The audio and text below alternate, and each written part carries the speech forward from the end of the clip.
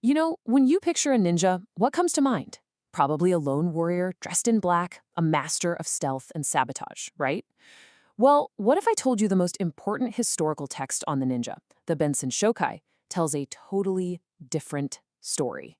Okay, let's get into this. Because it turns out the real power wasn't just with the agent in the field, but in the mind of the general calling the shots. And hey, this isn't some modern take.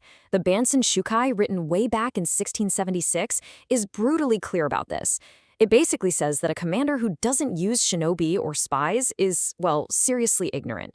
To the samurai leadership, espionage wasn't just some optional extra. No, it was the absolute core of military strategy. And that really gets you thinking, doesn't it? It's the central idea we're going to unpack here.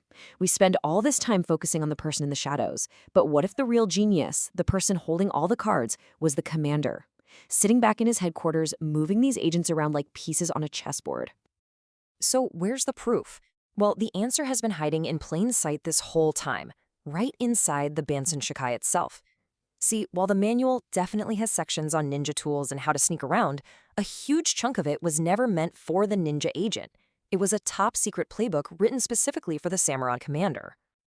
These specific volumes, known as the shochi, are basically a user's manual for a human weapon.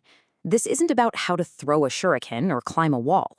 It's about how to build and run a network of spies, how to lock down your intelligence, and how to turn information itself into your most powerful and devastating asset. So first things first, the #1 lesson for any commander was building an iron wall of secrecy. I mean, think about it. Before you can even think about weaponizing information, you have to be able to protect it. So the first pillar of command taught in the shochi is that information security is absolutely everything. And these weren't just, friendly suggestions. The stakes were unbelievably high. Rule 1, the shinobi's identity was a complete secret. Rule 2, the commander's plans were his and his alone. He wasn't even supposed to tell his top advisors. And Rule 3, the penalty for a leak was absolute. Death for the agent and anyone they talked to, zero room for error, none. So how did they maintain that level of secrecy? Well, they used some pretty incredible methods for communication. We're talking about invisible inks that would only show up with the right trigger, a little water, some heat, or even ash. And if you needed to get a physical message across a battlefield, you could use something called yabumi, a letter hidden inside the shaft of an arrow shot right into a friendly camp. And get this, their commitment to secrecy was so intense that even sound became a weapon of espionage. At night, a commander could use a conch shell to send complex, coded signals over huge distances. They'd have these pre-arranged sequences of vibrations that could mean anything: retreat, attack, or the agent is in position. It was basically a secure wireless messaging system from the 17th century. Incredible!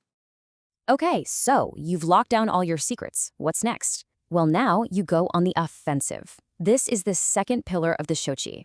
It's not just about protecting information anymore. It's about actively using lies, deception, and disinformation as a primary weapon of war.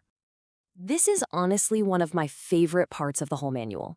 Look at this incredibly clever process for creating a double agent.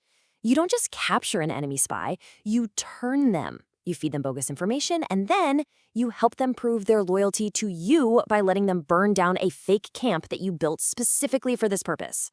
He goes back to his own side looking like a hero, all while feeding them disastrously wrong intelligence. It's just brilliant.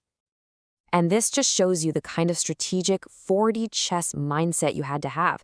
A commander was managing his people in two totally different ways. For your loyal shinobi, their value was in their success, in their secrecy. But for that captured agent you were planning to turn, their value was in their failure. Their capture by the enemy was the whole point of the mission. It was the trigger to inject your poison right into the enemy's information network. But here's the thing. If you're using all these advanced tactics, you have to assume your enemy is too. So the third pillar of the shoki was all about defense. It was about teaching the commander how to protect his own forces from the exact same kind of shadow warfare he was waging against them. And that was the million-dollar question, right? An enemy shinobi isn't going to be wearing a black mask and sneaking around. No, they'll be disguised as one of your own soldiers, or maybe a traveling monk or a merchant. They would look and act and talk just like everybody else. So how in the world do you find that needle in the haystack? Well, the Bansenshukai actually laid out 5 official methods. Some of them are what you'd probably expect, demanding to see official papers, using passwords, looking for secret marks on their clothes. But it gets so specific, it's almost funny, right down to checking for a certain type of underwear, the dokataginu, which was apparently really hard to fake. It was this deep, multi-layered system of verification. But here's the real kicker. After all this talk about deception and lies and turning agents, the Bansenshukai drops this on you. It says that at its very core, the art is rooted in fidelity and honesty. The key was that all the deception was directed outward. Within your own clan, toward your own lord, loyalty was the one unbreakable foundation holding the entire thing together. So ultimately, the shochi just completely reframes how we should think about ninjutsu. It's not just a collection of sneaky tricks. It's a highly sophisticated doctrine of information warfare. The final lesson for the samurai commander was simple. The general with the best intelligence and the smartest strategy for using it was always going to beat the general with the bigger army. And that leaves us with one last thought. When you think about securing your communications, turning agents to spread disinformation, and trying to spot threats that are hiding in plain sight, doesn't that all sound a little familiar? The tools have definitely changed. We've swapped conch shells for encrypted code, but the strategic principles of the shotchoi feel incredibly modern. It really makes you wonder how much has truly changed in the world of espionage.